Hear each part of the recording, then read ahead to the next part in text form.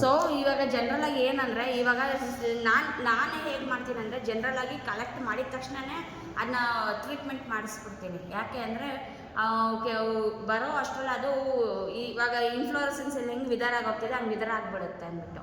So ಅದಕ್ಕೆ ಏನು ಮಾಡ್ತೀರಿ, 70% ಎಥನಾಲ್ಗೆ ಸ್ವಲ್ಪ ಮೆರ್ಕ್ಯುರಿ ಕ್ಲೋರೈಡ್ ಅಂತ ಸಿಗುತ್ತೆ, ಅದಕ್ಕೊಂದು ಚಿಟಿಕೆ ಅಷ್ಟು ಹಾಕ್ಕೊಂಡು ಸೊಲ್ಯೂಷನ್ಸ್ ಮಾಡಿಕೊಂಡು ಅದನ್ನು 1 ಸೆಕೆಂಡ್ಗಿಂತ ಕಡಿಮೆ ಹಿಂಗೆ ಅದ್ದಿ ಎತ್ತು ನೀವು ಪ್ರಿಸರ್ವ್ ಮಾಡ್ಬೋದು. ಅದು ಮಾಡೋದ್ರಿಂದ ಏನು ತೆಗಿಬೋದು.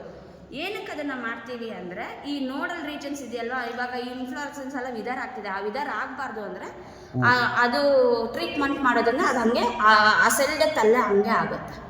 ಸೊ ಆ ಟ್ರೀಟ್ಮೆಂಟ್ ಮಾಡೋದ್ರಿಂದ ಅದಕ್ಕೋಸ್ಕರ ಅದನ್ನು ಮಾಡ್ತೀವಿ. ಪ್ರೆಸ್ಸಿಂಗ್ ಮಾಡೋದು ಡ್ರೈ ಆಗೋದ ಮೇಲೆ ಅಂದರೆ ಇವಾಗ ಇದು ತುಂಬ ಸೆನ್ಸಿಟಿವ್ ಇದೆ ಇನ್ಫ್ಲೋರೆಸೆನ್ಸು, ಇದು ತುಂಬ ದಿವಸ ಇರಲ್ಲ, ಇನ್ನು ಡ್ರೈ ಆಗೋ ಅಷ್ಟೊಂದು ವಿಧಾರ ಆಗಿಬಿಡುತ್ತೆ. ಸೊ ಅದು ಯಾವಾಗ ಏನಾಗುತ್ತೆ ನಾವು ಮತ್ತೆ ಹೋಗಿ ಕಲೆಕ್ಟ್ ಮಾಡಬೇಕಾಗುತ್ತೆ. ಯಾಕಂದರೆ ಇದರಲ್ಲಿ ಇದು ಕ್ಯಾರೆಕ್ಟರ್ಸ್ ಜೊತೆಗೆ ಇದು ತುಂಬ ಇಂಪಾರ್ಟೆಂಟು. ಸೊ ಸ್ಪೆಕ್ಟ್ರಿಕ್ ಇನ್ಫ್ಲೋರೆಸೆನ್ಸಲ್ಲಿ ಒಂದು ಹೋಯ್ತು ಅಂದ್ರೂ ನಮಗೆ ಐಡೆಂಟಿಫಿಕೇಷನ್ಸ್ ಕಷ್ಟ ಆಗುತ್ತೆ ಅದರಿಂದ. ಸೊ ಜನರಲಾಗಿ ಅವಾಗ ಮಾಡ್ಬೋದು, ಇಲ್ಲ ಅಂದರೆ 1 ವಾರ ಆಗೋದ್ಮೇಲೆ ಅಂದರೆ ಪ್ರತಿ 1-2 ದಿನಕ್ಕೊಮ್ಮೆ ಆದ್ರೂ ನಾವು ಪೇಪರ್ ಚೇಂಜ್ ಮಾಡ್ತಿರ್ಬೇಕು. ಆವಾಗ ಇನ್ನು ಮಧ್ಯದಲ್ಲಾದ್ರೂ ನಾವು ಅದನ್ನು ಟ್ರೀಟ್ಮೆಂಟ್ ಕೊಡ್ಬೋದು. ಸೊ 2 ಥರನೂ ಮಾಡ್ಬೋದು. ಈ ಥರ ಇದ್ರೆ ನಾನು ಹೋದ ವರ್ಷ ಸ್ಟೂಡೆಂಟ್ಸಿಗೆ ನಾನೇ ಮಾಡಿದೆ, ಈ ವರ್ಷ ನಾನು ಈ ಪೇಪರ್ ತಗೋತಾ ಇಲ್ಲ, ನಾನೇ ಬಂದು ಹೇಳ್ಕೊಡ್ತಿದ್ದೆ ಎಲ್ಲನೂ. ಸೊ ಈ ಪ್ರೆಸ್ಸಿಂಗ್ ಆ ಥರ ಮಾಡಬೇಕು. ಸೊ ಇದು ಒಂದು ಇಂಪಾರ್ಟೆಂಟ್ ಸರ್. ಇದನ್ನು ಪ್ರೆಸ್ಸರ್, ವುಡನ್ ಪ್ರೆಸ್ಸರ್ ಅಂತ ಒಂದು ಮಾಡ್ಕೋಬಹುದು. ನೀವು ಕಾರ್ಪೆಂಟ್ರಿಗೆ ಇದನ್ನು ಹೇಳಿದ್ರಿ ಅಂದರೆ ಅವ್ರು ಮಾಡಿಕೊಡ್ತಾರೆ. ಅದನ್ನು ಮಾಡಾದ್ಮೇಲೆ ಯಾಕಂದರೆ ಸ್ಟೂಡೆಂಟ್ಸ್ ಕೆಲವರು ಹಾಸಿಗೆ ಕೆಳಗಡೆ ಇರೋದ್ರೆ ಅದು 1-2 ಶೀಟ್ ಇರ್ತಾರೆ. ಇದ್ರಲ್ಲಿ ನಾವು ತುಂಬ ಸ್ಪೀಷೀಸ್ನ ತೊಗೊಂಡಿದ್ದೀವಿ ಅಂದಾಗ ನಾನು ಇದರಲ್ಲೇ ಮಾಡಿಸೋದು. ನಾನು ಯಾವ ವಿದ್ಯಾರ್ಥಿಗಳಿಗೂ ಮನೆಗೆ ತೊಗೊಂಡು ಹೋಗೋಕ್ಕೆ ಕೊಡೋಲ್ಲ. ಸೊ ಇದರಲ್ಲೇ ಎಲ್ಲ ಪ್ರೆಸ್ ಮಾಡಿಸಿ ಇಳಿಸಿ ಎಲ್ಲ ಇಲ್ಲೇ ಮಾಡಿಸ್ತೀನಿ. ಯಾಕಂದರೆ ಮನೆಗೆ ತೊಗೊಂಡೋದ್ರೆ ಮೆಟೀರಿಯಲ್ ಹಾಳು ಮಾಡ್ಕೋತಾರೆ ಮತ್ತು ಅವ್ರದ್ದು ಎಕ್ಸಾಮಿಗೆ ತೊಂದರೆ ಆಗುತ್ತೆ ಅಂದ್ಬಿಟ್ಟು. ಸೊ ಈ ವುಡನ್ ಪ್ರೆಸ್ಸರಲ್ಲಿ ಇಟ್ಟು ಪ್ರತಿ ಸತಿ ಚೇಂಜ್ ಆಗೋದ್ಮೇಲೆ ನಾವು ಆ ವುಡನ್ ಪ್ರೆಸ್ಸರೆಲ್ಲ ಕಟ್ಟಿ ಇಡಬೇಕು. ಸೊ ಅದೇನಂದರೆ ನೀಟಾಗಿ ಕಂಪ್ರೆಸ್ ಆಗುತ್ತೆ ಪ್ಲ್ಯಾಂಟು. ಆಮೇಲೆ ಈವೆಂಚುಯಲ್ ಆಗಿ ನಾವು ಹೇಗೆ ಇಟ್ಟಿರ್ತೀರೋ ಗಿಡ ಹಾಗೆ ಇರುತ್ತೆ. ಇವಾಗ ನೋಡಿ ಈ ಗಿಡಗಳೆಲ್ಲ ಹಾಗೆ ಇದು ಮಾಡಿರ್ತೀವಿ. ಸೊ ಹಿಂದೆಗಡೆ ಪ್ರಿಸರ್ವ್ ಮಾಡಿರ್ತಾರೆ ಇನ್ಫ್ಲೋರೆಸೆನ್ಸು ಈ ಥರ. ಈ ಫೈಲ್ ಎಲ್ಲ ಒಂದೇ ಸ್ಪೀಸೀಸ್ ಮೇಡಮ್? ಇದೆಲ್ಲ ಒಂದೇ ಫ್ಯಾಮಿಲಿ, ಹೊರಾಜಿನೇಸಿ ಅಂತ ಅದ್ರದ್ದು. ಇದನ್ನು ಡಿಜಿಟಲೈಸ್ ಮಾಡಬೇಕಿತ್ತು, ಬಟ್ ಬಿಟ್ಟೆ ಅಷ್ಟಕ್ಕೆ. ಸೊ ಈ ಥರ ಮಾಡಬೇಕು. ಇದು ಮಾಮೂಲಿ ಗಿಡಗಳಿಗೂ ಇದೇ ಪ್ರೊಸೀಜರ್? ಎಲ್ಲ ಗಿಡಗಳಿಗೂ ಒಂದೇ ಪ್ರೊಸೀಜರ್. ಹೌದು, ಇದು ಒಂದು ಮುಂದೆ ಇದ್ರೆ ಇನ್ನೊಂದು ಹಿಂದಕ್ಕೆ ಇಟ್ಟಿರ್ತೀವಿ.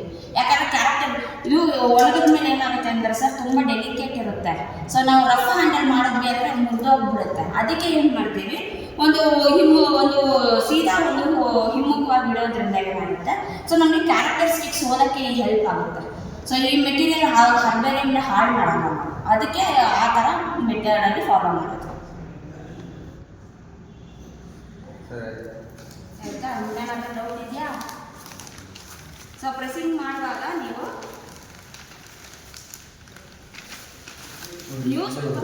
ಅದನ್ನೇ ಹೇಳಿದ್ದು, ಉದ್ರೋಗ್ಬಿಡುತ್ತೆ. ಇಲ್ಲ ಅಂದರೆ ಇದನ್ನು ನೀವು ಅಲ್ಲಿ ಸೊಲ್ಯೂಷನಲ್ಲಿ ಇನ್ವರ್ಸ್ ಮಾಡೋಕ್ಕಾಗಲ್ಲ. ಅಥವಾ ಒಂದು ಕೆಲಸ ಮಾಡಿ, ಆ ಸೊಲ್ಯೂಷನ್ನ ಸ್ಪ್ರೇ ಬಾಟಲ್ ಬರುತ್ತಲ್ವಾ, ಗಿಡಗಳಿಗೆ ಸ್ಪ್ರೇ ಮಾಡೋದು, ಅದರಲ್ಲಿ ತೊಗೊಂಡು ಹೋಗ್ಬಿಟ್ಟು ಇಟ್ಟಾಗ ಸ್ಪ್ರೇ ಮಾಡಿಬಿಡಿ, ಅದು ಮಾಡ್ಬೋದು. ಸೊ ಗ್ರಾಸ್ದು ಸ್ವಲ್ಪ ಕಷ್ಟ, ಎಷ್ಟು ಬೇಕಾಗಿಲ್ಲ, ಇಷ್ಟು ತಗೊಂಡು ಸಾಕು. ಇಷ್ಟು ತಗೊಂಡು ಸೊ ಕ್ಯಾರೆಕ್ಟರ್ ಅಂದರೆ ಇದು ಒಂದಕ್ಕೊಂದು ಅಂಟ್ಕೋಬಾರ್ದು. ಕ್ಯಾರೆಕ್ಟರ್ ನೀಟಾಗಿ ಹೋಗಿ ಪ್ರೆಸ್ ಆಗಬೇಕು. ನೋಡಿ ಇವಾಗ ಇದರಲ್ಲಿ ಹಿಮ್ಮುಖವಾಗಿ ನಾನು ಇಲ್ಲಿ ಮಡಚಿದ್ದೀನಿ. ಸೊ ಇಲ್ಲಿ ಇನ್ನೊಂದು ನಾನು ಎಲೆನ ಸೀದಾ ಮಡಚ್ತೀನಿ.